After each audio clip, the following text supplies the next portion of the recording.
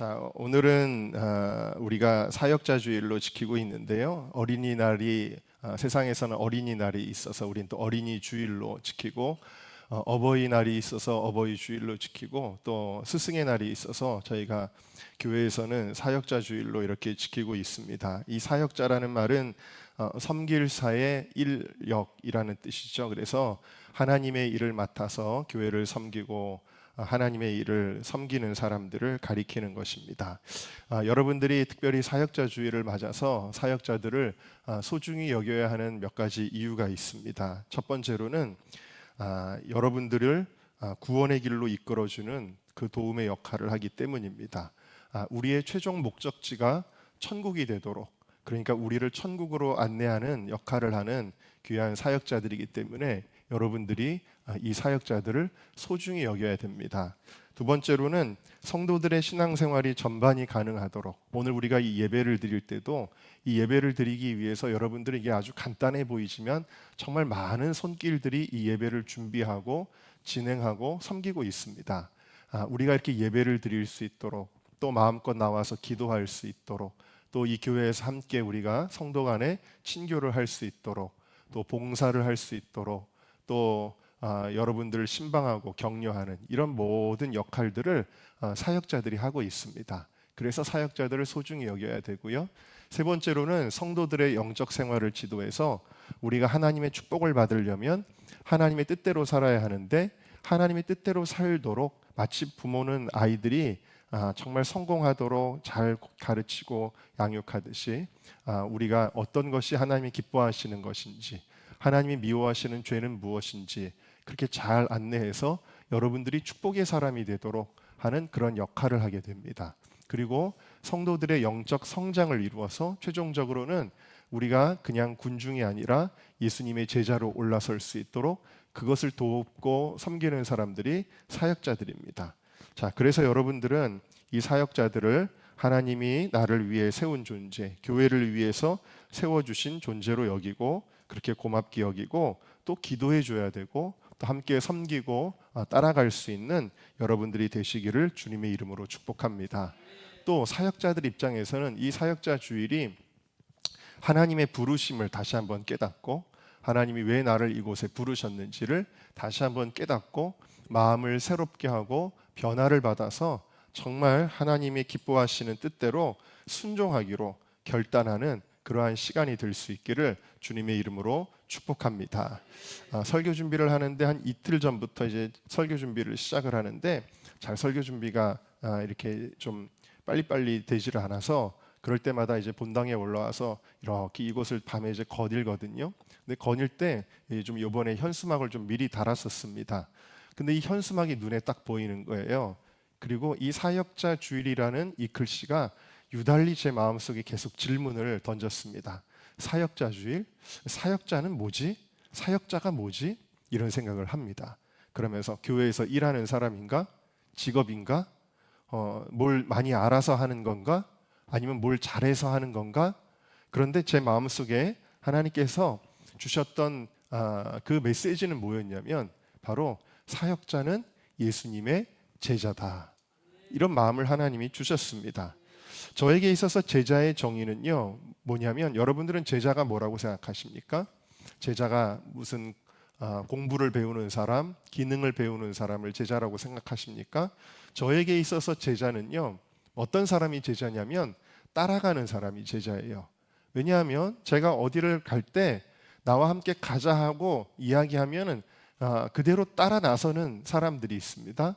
저는 그 사람들을 제 제자라고, 그 청년들을 그 제자라고, 혹은 그 사역자들을 내 제자구나라고 그렇게 인정을 하거든요. 느끼거든요. 자, 마찬가지로 여러분, 우리가 예수님의 제자가 된다는 것은 무엇이냐?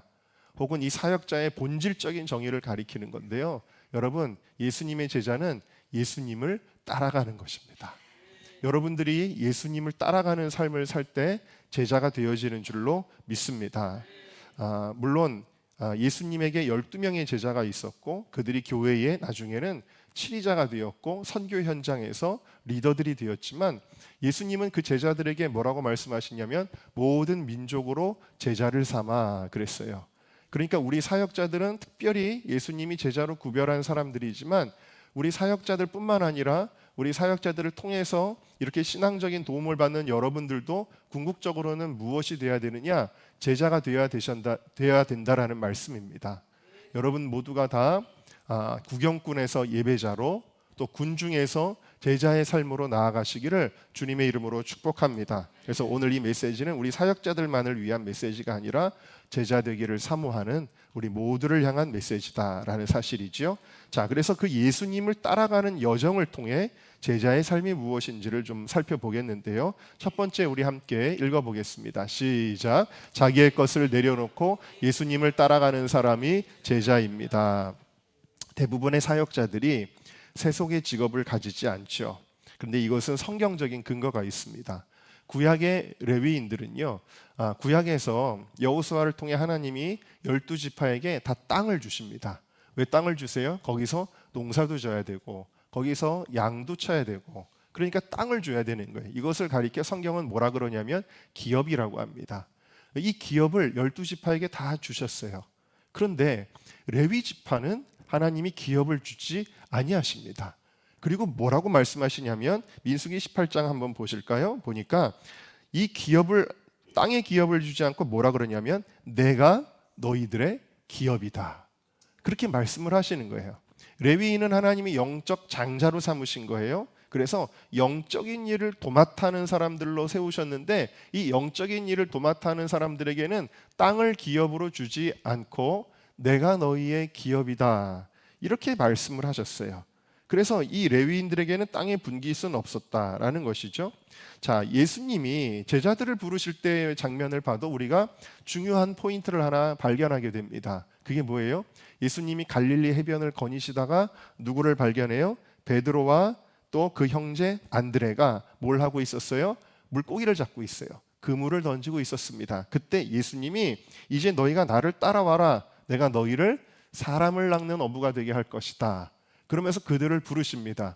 그때 이들이 예수님을 따라가는데 이 예수님을 따라가는 과정에서 필연적으로 어떤 행동을 하게 되죠? 그물을 버려두고 배를 버려두고 쫓아가게 됩니다.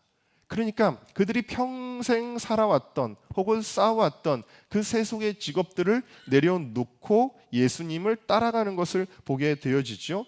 누가복음 5장에 보면은 또 레위라고 하는 사람을 예수님이 또 부르시는데 이 레위의 직업은 뭐였냐면은 세리였습니다. 세리라는 건 뭐냐면은 여기 무슨 금천세무서 소장, 네, 그쯤에 해당하는 사람이었다라는 거예요. 그러니까 굉장히 그 당시에는 안정적인 직업이고 사람들이 흠모하는 직업 중에 하나였어요. 왜? 돈을 많이 버니까요.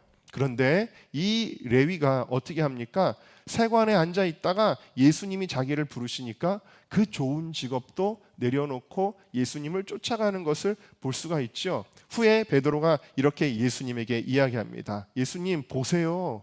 우리가 모든 것을 버리고, 그들은 직업뿐만 아니라 심지어는 가족도 뒤로하고 예수님을 쫓아갔거든요. 그러니까 우리가 모든 것을 버리고 주님을 따라갑니다. 그러면서 아직은 신앙이 초보일 때예요, 베드로가. 그래서 그러면 우리는 도대체 뭘 얻는 거지요? 라고 그렇게 이제 질문을 하는 것을 보게 되는데, 자, 이와 같이 어부도 어부의 직업을 버리고 세리도 세리의 직업을 버리고 레위인들은 자기의 땅의 그 기업에서 농사지어야 되는 그 농부의 직업도 내려놔야 되고, 혹은 양을 치는 목축의 직업도 내려놔야 되는, 그러면 이 사람들은 어떻게 먹고 사느냐? 신명기 18장을 한번 읽어볼까요? 시작. 레위 사람 제사장들과 레위 온 지파는 이스라엘 중에 분깃이나 기업이 없을 것이요 여호와께 화제와 그의 기업을 먹을 것이라. 그들은 그들의 형제 중에 기업이 없을 것이요 그래서 그들의 기업이 되심이 그들에게 이르신 말씀과 같더니. 자, 이 말씀은 무슨 뜻이냐면요, 하나님이 회사고 하나님이 직장이기 때문에 하나님이 먹이시겠다라는 거예요. 하나님이 먹이신다. 그럼 하나님이 먹이시는 방법이 좀 더 구체적으로 구약에는 이렇게 나와 있는데요. 민수기 18장 21절을 읽어보겠습니다. 시작. 내가 이스라엘의 11조를 레위 자손에게 기업으로 다 주어서 그들이 하는 일 곧 회막에서 하는 일을 감나니. 그러니까 이스라엘 사람들은 농사를 지면 농사의 11조를, 또 양을 키우면 양의 11조를 다 가져올 거 아니에요.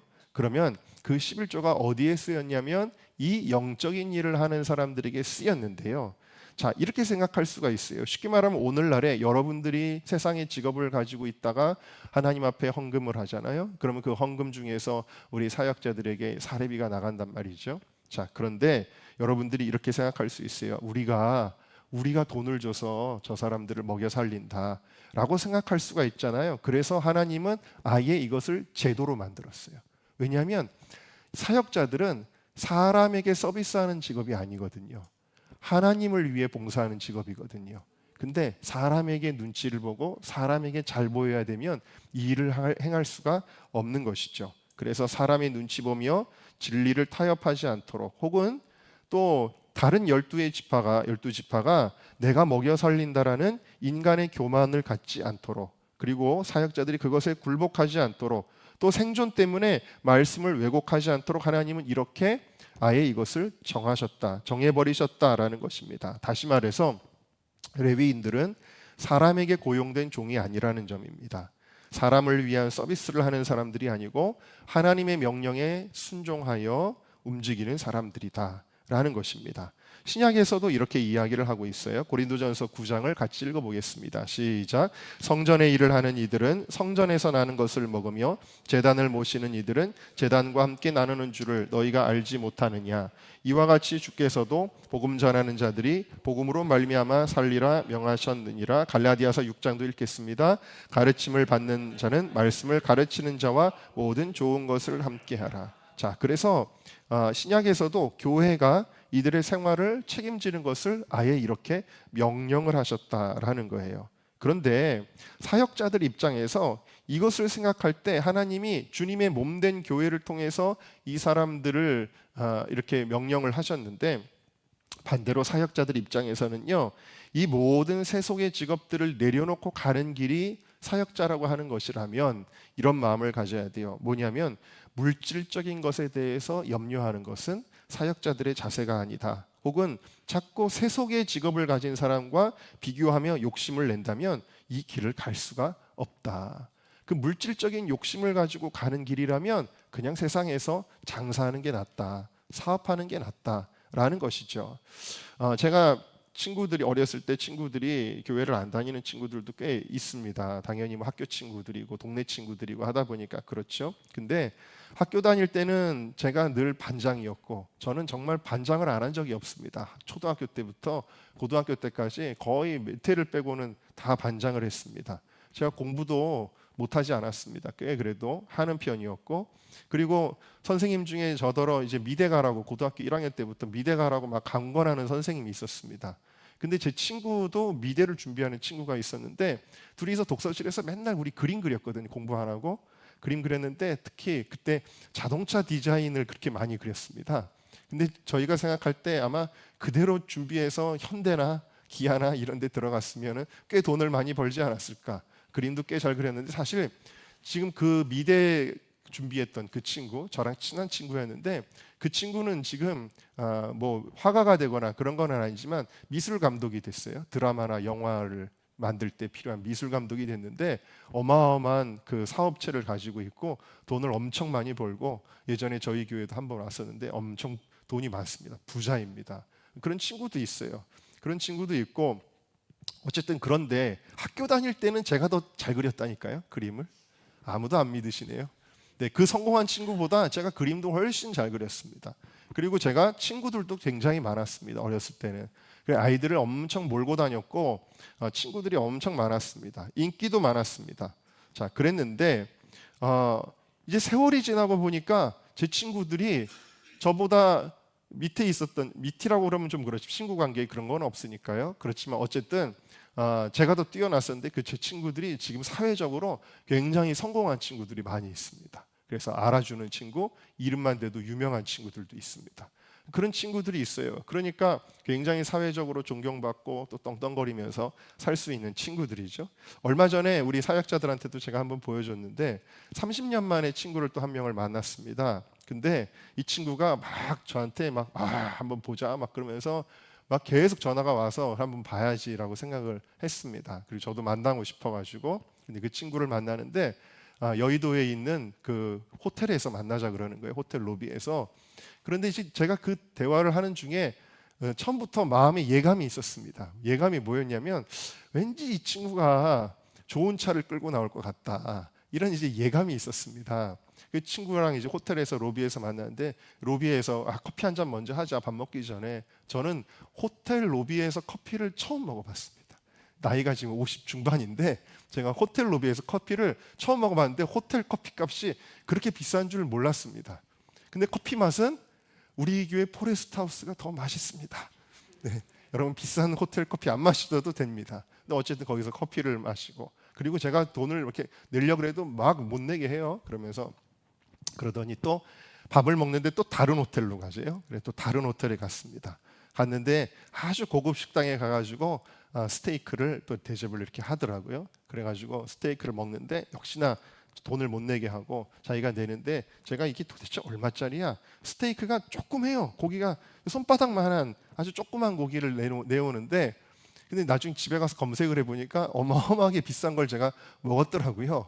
그리고 거기서도 이제 먹고, 그리고 이제 대화를 한참을 나누고 그러다가 저도 이제 일이 있고 그래가지고 이제 집에 가야 돼서 이제 헤어지게 되는데 이제 주차장으로 이렇게 갑니다. 그래서 근데 그 호텔을 이동할 때 가니까 제 예감이 맞았습니다. 여러분 저도 아는 자동차거든요. 제가 딱 보고 이거 그거네 그랬거든요. 포르쉐 911 여러분 아셔요? 그걸 딱 갖고 나온 거예요. 그래가지고 딱 타니까 이제 그 뭐야? 제가 사실은 영상을 찍었습니다. 이 지붕을 쫙 열더라고요. 지붕을 쫙 열어가지고 이거 우리 집사람 보여줘야 되겠네. 그러면 제가 영상을 한번 찍었는데, 제가 알래스카 있을 때 우리 교회 어떤 집사님이 한번 저런 걸 한번 그 컨버터블을 한번 태워준 적이 있었는데, 그 이후로 오래간만에 제가 이제 저 컨버터블을 타고 시내를 질주를 좀 했었는데 저거보다 더 멋있었어요. 빨간색이었는데 아무튼간에 막 그랬습니다. 근데 이제 제가 사실 뭐 없어서 타고 다닌 건 아니고 그때 그런 어떤 이유가 있어서 제가 경찰을 좀 오래 끌고 다녔잖아요. 근데 주차장에서 저를 딱 보더니 제가 경찰을 딱 띡 해가지고 이제 타려 그러니까 갑자기 이 친구는 포르쉐 911, 자기는 그런 차가 슈퍼카가 한 3-4대가 있다는 거예요. 그렇게 이제 돈이 많은 친구인데 저를 딱 보더니 갑자기 저를 보고 짠한 표정을, 이 얘기를 너무 오래 하는 것 같은데 죄송합니다. 재밌어가지고 짠한 표정을 짓더니 갑자기 지갑을 꺼내더니 지갑에 있는 돈, 현금 뭉치를 막 꺼내가지고 저한테 막 주려고 그러는 거예요. 그래서 이 친구가 나를 좀 불쌍히 여기는구나 그런 생각이 들면서 그래가지고 막 안 받겠다 그러는데 이 친구 차에다 돈을 집어넣으려고 그러고 막 하다가 다시 제가 친구한테 받는 게 저도 자존심이 상해가지고 그래가지고 이제 이렇게 하고 이제 돌아왔습니다. 근데 제가 이걸 얘기를 왜 말씀을 드리냐면요, 여러분 이런 친구들을 만날 때마다 이 친구들은 저를 짠한 표정으로 지어요. 이 친구 왜냐하면 학교 다닐 때 맨날 반장하고 학교에서 성적도 거의 탑이었고 그랬으니까 대단한 위치에 있을 줄 알았는데 물론 이제 저는 너무 이제 하나님이 많은 복을 주셔서 지금 이렇게 복을 누리고 있지만 그 친구들의 기준에서 봤을 때는 그렇게 짠한 표정으로 보는데, 여러분 저는요 그 친구들을 만날 때마다 마음이 너무 안타까운 거예요. 저는 너무 안타까운 거예요. 왜냐하면 그 물질적 가치와는 비교할 수 없는 것을 그 친구들이 가지고 있지 못하기 때문이에요. 그래서 그 친구들을 볼 때마다 예수님 만나야 되는데, 내 친구 아무개 예수님 만나야 되는데, 그래서 그 친구들을 위해서 제가 기도하고, 지난번에 이웃사랑 초청주일 때도 제가 전도하려고 무지하게 노력을 했는데 열매를 못 거뒀지만 또 여러분 담임 목사 친구들도 구원받게 여러분들도 축복해 주시기를 바랍니다. 네.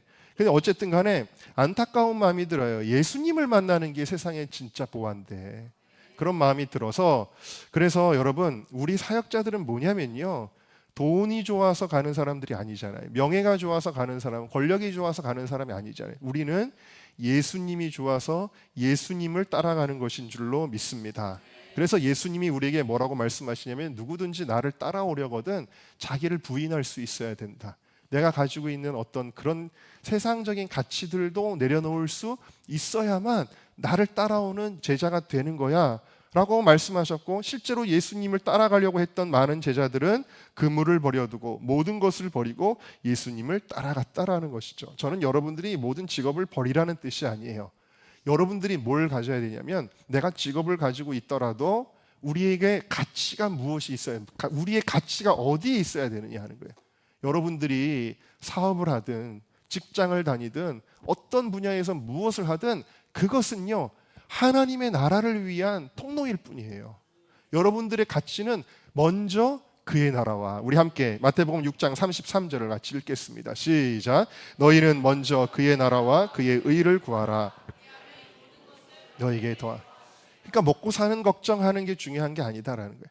늘 생각이 거기에만 있는 사람들은 주님의 제자가 될 수가 없다. 우리의 생각은 항상 뭐가 돼야 돼요? 우리 교회가 부흥해야 되는데, 전도해야 되는데, 우리 나라가 거룩한 하나님의 제사장 국가가 돼야 되는데, 항상 여기에 대한 염려가 있어야지. 어떻게 하지? 돈 문제, 뭐 어떻게 하지? 애들 자녀 교육비 문제, 막 이런 것만 늘 생각하면 예수님의 제자가 될 수 없다. 그 모든 것들은 하나님께 맡겨라. 그리고 우리는 먼저 그의 나라와, 이 먼저라는 거는 시간적인 순서도 되지만 중요성을 가리키는 거예요. 먼저 그의 나라와 그의 의를 구하는 제자들이 되시기를 주님의 이름으로 축복합니다. 두 번째 함께 읽겠습니다. 시작. 예수님이 계신 곳에 함께 있는 것이 제자입니다. 여러분, 학교에서 선생님은요, 교사는 수업 시간에만 만나면 돼요. 학교 출근이 아니라 뭐죠? 등교해서 학교할 때까지만 선생님 얼굴 보면 되죠.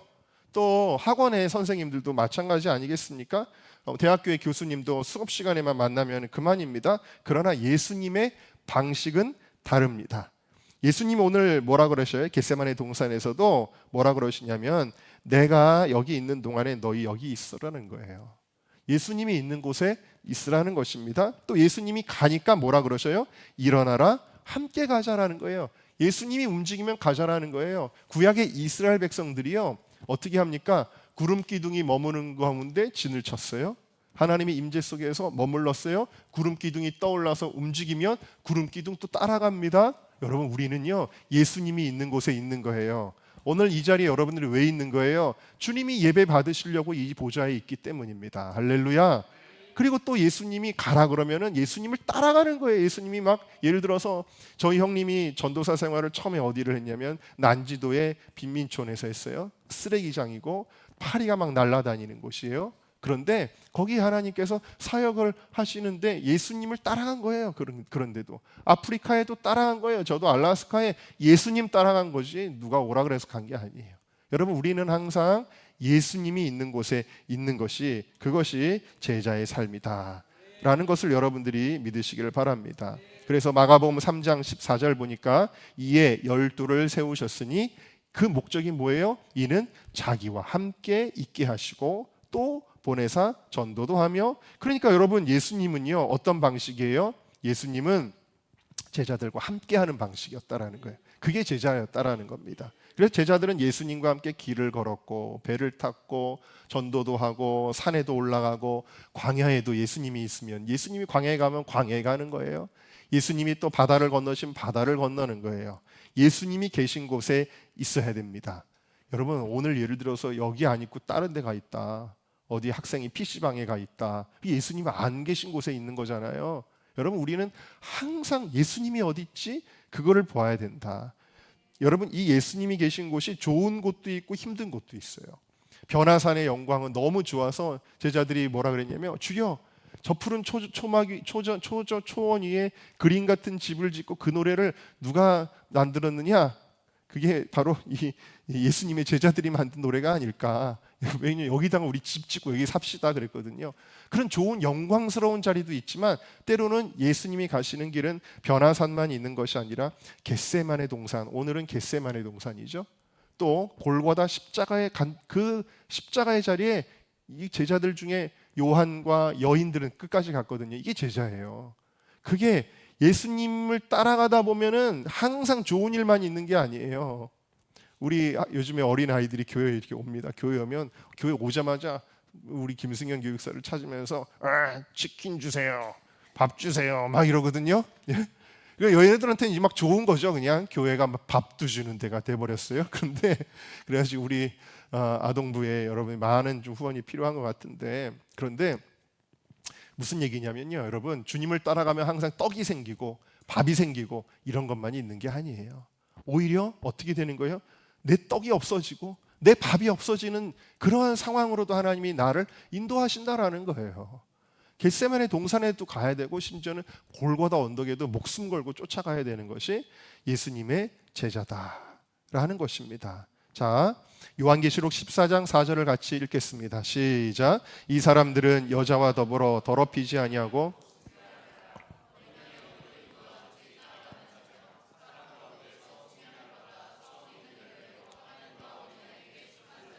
14만 4천이 천상에서 아름다운 찬양을 불러서 주님 저 사람들이 도대체 누구입니까? 그랬더니 뭐라 그러냐면 어린 양이 어디로 가든지 따라가는 자였다. 좋은 데만 따라가는 자가 아니라 어디든지 따라가는 자였다.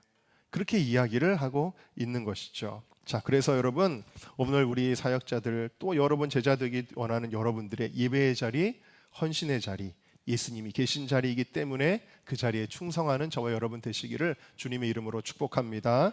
자, 세 번째 함께 읽겠습니다. 시작. 제자는 예수님이 하라는 것에 순종하는 사람입니다. 자, 예수님이 함께 있으라 그래서 함께 있는 것까지는 성공을 했어요. 베드로와 요한과 야고보가. 그런데 그 다음에 뭐라고 하셨죠? 38절을 같이 다시 한번 읽어볼게요. 시작. 이에 말씀하시되 내 마음이 매우 고민하여 죽게 되었으니 너희는 여기 머물러 나와 함께 깨어 있으라 하시고, 여기 깨어 있으라는 말은 기도하라는 뜻이에요. 자, 그런데 여러분 자야 되는 시간이잖아요. 피곤해요 지금. 근데 그 시간에 기도하라고 하셨어요.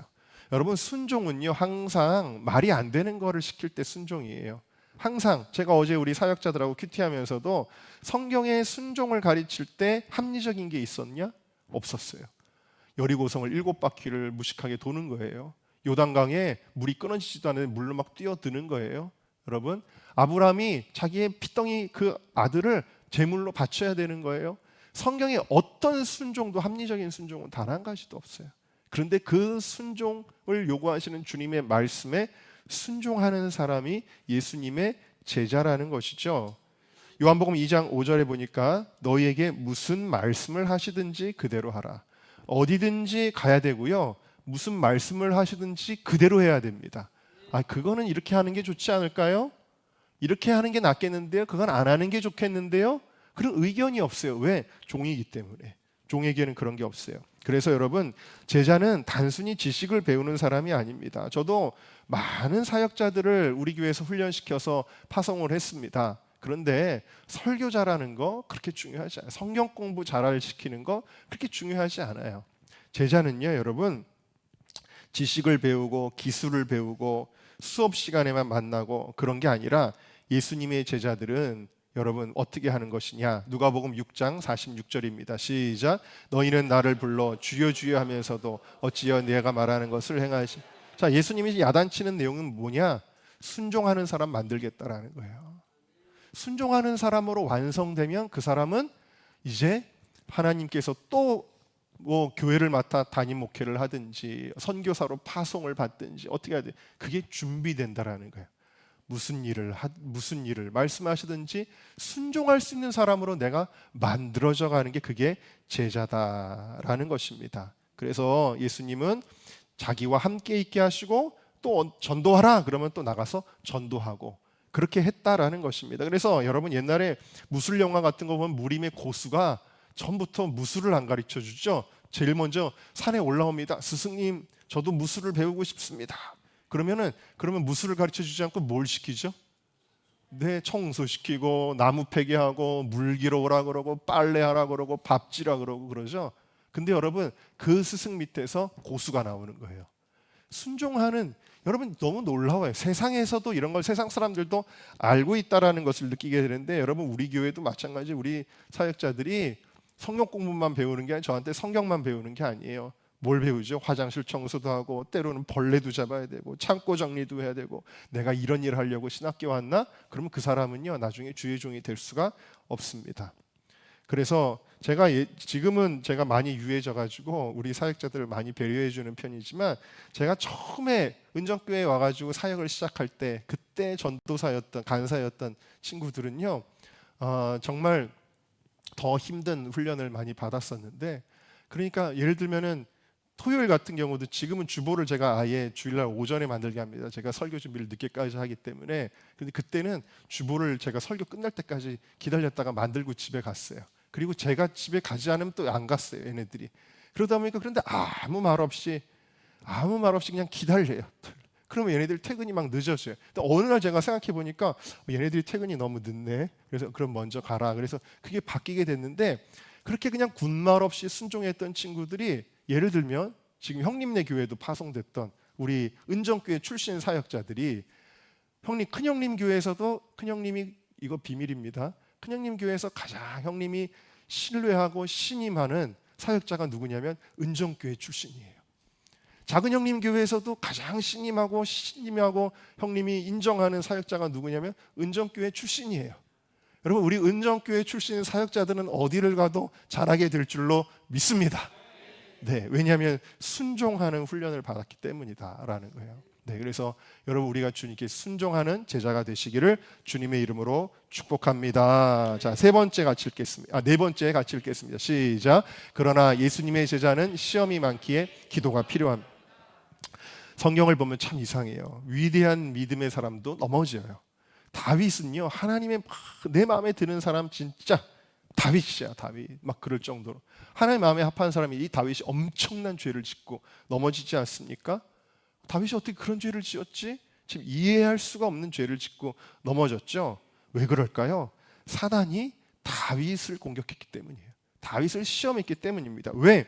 다윗 한 사람만 무너지면 이 이스라엘 전체가 흔들리고 무너지게 되고, 하나님의 구속사의 계획, 다윗의 자손으로 예수님이 오실 건데 하나님의 구속사의 계획 자체가 무너지기 때문입니다. 그러니까 피레미 같은 걸 하려고 하는 게 아니라 대열을 낚으려고 한 거예요. 이 사단도. 그러니까 다윗을 넘어뜨리려고 아주 강력한 유혹을 넣어 주었다라고 우리가 봐야 된다라는 것입니다. 엘리야도 마찬가지. 엘리야가 그렇게 불의 사자, 능력의 사자, 갈멜산에서 850명의 우상 숭배자들과 맞서서 영적인 놀라운 승리를 거뒀던 그 불의 사자가 갑자기 힘없이 쓰러져 가지고는, 주님 저를 좀 데려가 주세요. 살 소망이 없습니다. 저를 좀 데려가 주세요.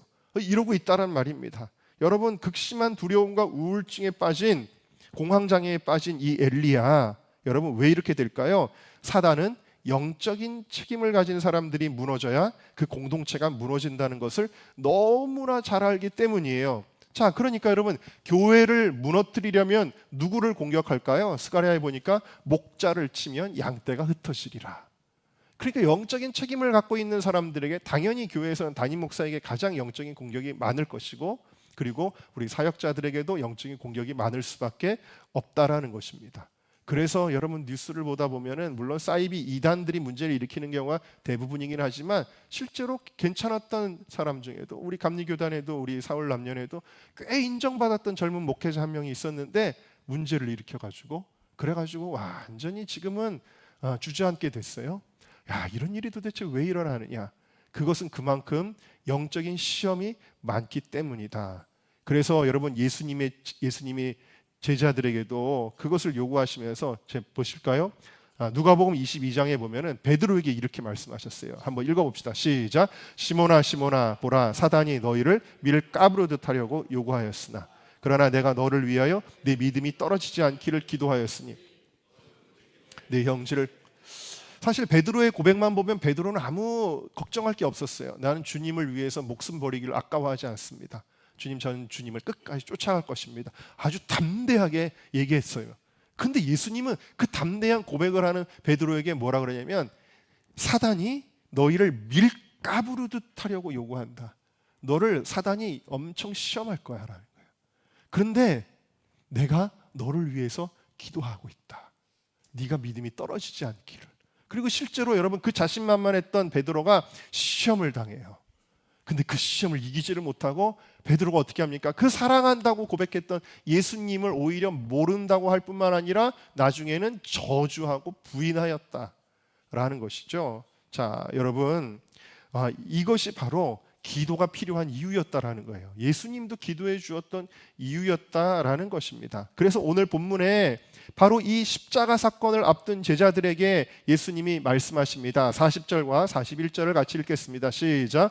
제자들에게 오사 그 자는 것을 보시고 베드로에게 말씀하시되 너희가 나와 함께 1시간도 이렇게 깨어 있을 수 없더냐? 시험에 들지 않게 깨어 기도하라. 마음에는 원이로되 육신이 약하도다 하시고, 곧 시험이 올 거라 알았어요, 예수님. 그래서 깨어 기도해야 된다라고 말씀을 하셨는데, 특별히 여기 보니까 여러분들 많이 아는 거 있죠? 우리가 옛날에 장로님들 대표 기도하실 때 보면 우리가 마음에는 원이로되 육신이 약하여 범죄하였습니다. 여러분, 마음에 하나님의 뜻대로 살고 싶지 않은 사람이 누가 있어요? 다 그걸 소원해요.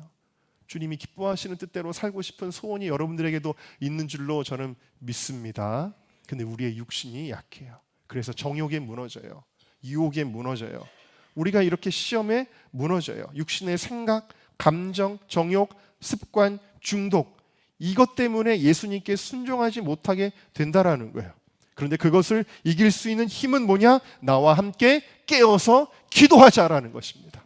그래서 여러분, 사역자들은요, 여러분 바로 기도하지 않고는 사역을 할 수가 없어요. 예수님의 제자들은요, 기도하지 않고서는 이 일을 감당할 수가 없어요. 내가 대학교 교수라면, 여러분, 제가 만약에 대학교 교수라면 전 기도하지 않고도 강의할 수 있을 것 같아요. 제가 운동선수라면 기도하지 않고도 게임에 뛸 수 있을 것 같아요. 근데 여러분, 예수님의 제자의 일은요, 기도하지 않고는 할 수가 없어요. 이것은 영적인 일이기 때문입니다.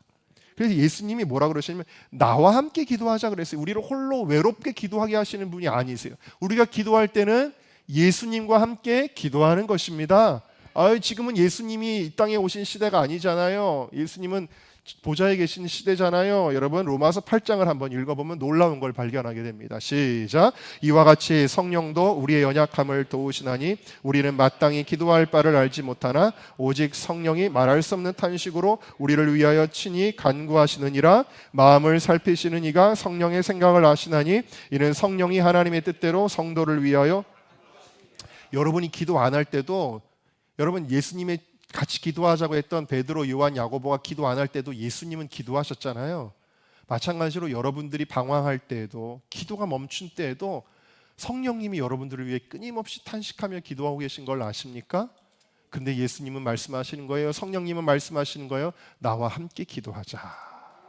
여러분이 기도할 때 혼자 기도하는 시간이 아니라 주님과 함께 기도하는 시간이다.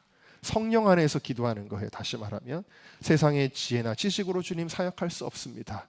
성령님, 나를 도와 주시옵소서. 저는 그런 의미에서 우리 예수님의 제자들은요, 기도의 집이 되어야 된다고 믿습니다. 제가 영종도에 그때 갔을 때 큰 도전을 받았어요. 스텝이라고는 딱 2명 있어요. 선교사님, 사모님, 스텝 2명. 그런데 그들이 하루에 3번의 기도를 끊임없이 이어가는 것을 보면서, 야, 사람이 없는데도 저걸 하고 있구나. 그러면서 제가 도전을 많이 받아서 제가 여러 가지 계획들을 마음에 또 세우게 되었는데요, 여러분. 그래서 기도해야 하나님이 우리를 붙들어 주시고, 우리가 기도의 집이 돼야 하나님의 사역을 우리가 감당하게 되는 줄로 믿습니다. 여러분, 사도 바울은 위대한 사람이죠.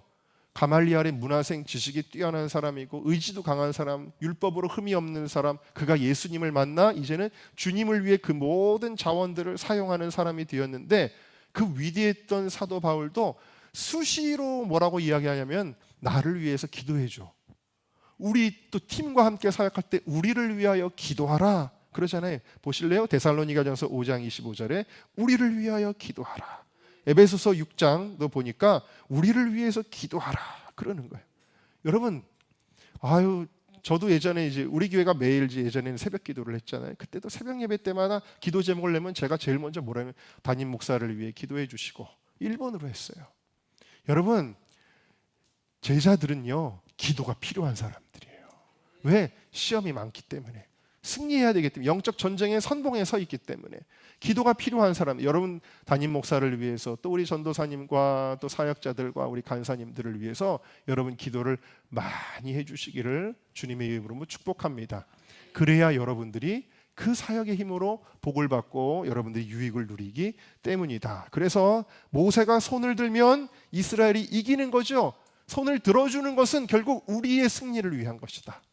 그렇게 이야기를 하고 있는 것입니다. 사역자들은 성도를 위해 기도하고 성도들은 사역자들을 위해 중보하며 모두가 하나님 앞에 기도하는 은정 공동체가 되기를 주님의 이름으로 축복합니다. 자, 5번째 같이 읽겠습니다. 시작. 제자의 삶에는 포기하고 싶은 순간이 찾아옵니다. 그러나 결국 그 자리에 있게 하십니다. 여러분, 예수님의 제자들이 시험을 당했죠. 실패했죠. 그 다음에 무슨 현상이 나타났냐면 처음에 예수님이 부르실 때 어떻게 했다 그래요? 그물을 버리고 배를 버리고, 배가 비싸잖아요. 근데 배도 버리고 그리고 아버지도 버리고 자녀도 버리고 막 그러면서 쫓아가는 거예요. 그런데 다시 지금 어떻게 하고 있어요? 요한복음 21장 한번 읽어보겠습니다. 시작. 시몬 베드로와 디두모라 하는 도마와 갈릴리 가나 사람 나다나엘과 세베대의 아들들과 또 다른 제자들이 함께 있더니 시몬 베드로가 나는 물고기 잡으러 가노라 하니 그들도 우리도 함께 가겠다 하고 나가서 배에 올랐으나 그랬어요. 그러니까 여러분, 주님을 위해 나는 모든 것을 버리고 오직 주님만을 위해 살겠습니다 하다가 갑자기 어떤 마음이 드는 거예요? 내가 무슨 주님의 일을 해? 나는 그냥 세상 직업 가지고 그냥 살래. 그게 편하겠어. 그러고 있다라는 거예요.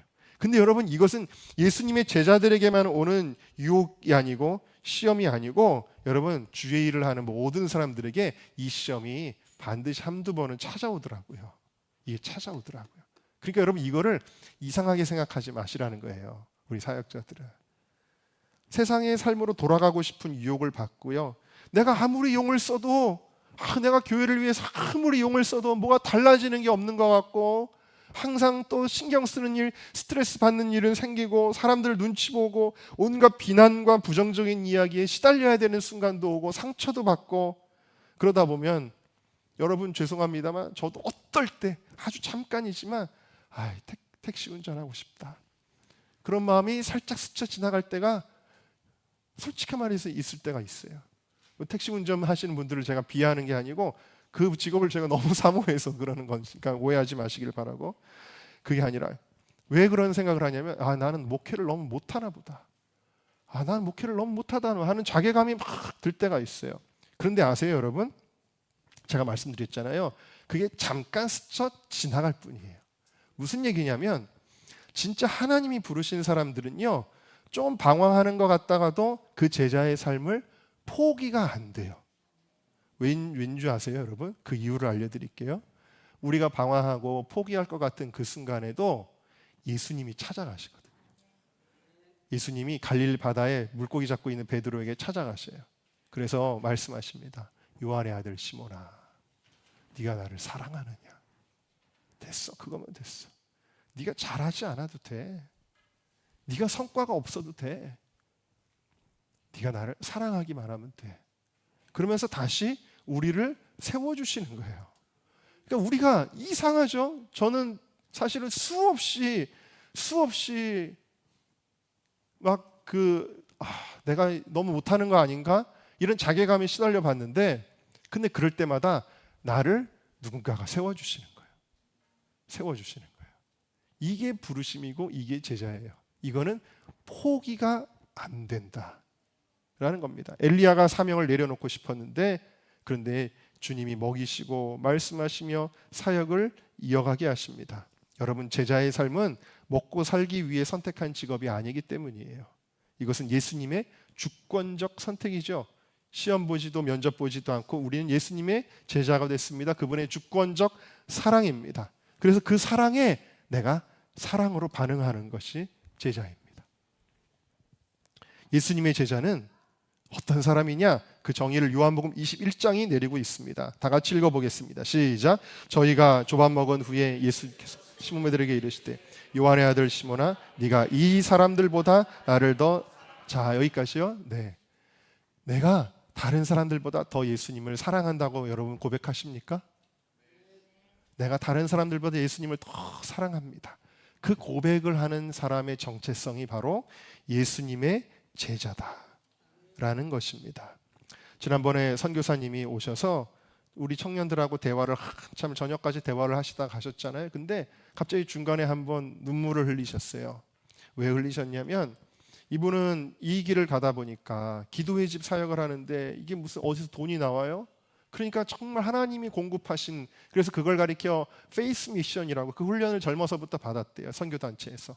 그냥 믿음으로 하나님이 채워주실 걸 믿고 가는데 그게 우리의 마음에 되게 힘들 때가 많거든요. 하나님이 채워주신 날 믿고 가는 게 때로는 너무 막막하고 너무 힘들 때가 있거든요. 그래도 그걸 믿음으로 순종하며 했더니 하나님이 필요한 것들을 그래도 공급해 주시면서 지금까지 살아왔다라는 거예요. 근데 어느 날 친구들이 다 나이키 신발을 신고 다니는데 나도 나이키 신발 신었으면 좋겠어 라고 말하는데 그 아들한테 신발 하나를 사줄 돈이 없었다는 거예요. 근데 그때 그 얘기를 하면서 옛날 얘기인데도 막 우시는 거예요. 선교사님이. 나는 페이스 미션으로 살아간다고 하지만 우리 아들은 도대체 뭔데? 내 아들은 선교사가 아니잖아. 근데 왜 우리 아들까지 이 페이스 미션으로 살아가야 되느냐? 그걸 생각하니까 막 울었다라는 거예요. 마음이 너무 아팠대요. 그런데도 불구하고 그 길을 포기할 수가 없는 거예요. 그래서 지금까지 사역을 오랫동안 해오셨고, 그리고 그곳에 기도의 예루살렘의 그 아랍 주거 지역인데도 감람산 꼭대기에다가 기도의 집을 세우게 하셨는데요. 놀랍게도 제가 지난번에 그 영종도에 갔을 때 봤지만 여러분, 그 아버지가 나이키 신발도 사주지 않는 그 어떻게 보면은 무능한 아버지, 돈 없는 아버지, 그런데 그 아들이 그 아버지의 사역을 돕고 있는 것을 보게 되었습니다. 여러분, 무엇입니까? 이게 괜찮은 직업이라서, 이게 뭐 할 만한 직업이라서 그게 아니죠. 바로 오늘 우리가 말씀 나눈 것처럼 예수님이 계신 곳에 머무는 거예요. 예수님이 하라고 하시니까 순종하는 거예요. 시험이 많죠. 정말 이 삶을 더 이상 살아갈 수 있을까? 시험이 많으나 몸부림치며 기도하면서 이겨내는 거예요. 포기하고 싶으나 결국에는 그 자리에 있는 거예요. 왜? 예수님을 사랑하기 때문에. 여러분 모두가 예수님을 사랑하는 주님의 제자가 되시기를 주님의 이름으로 축복합니다.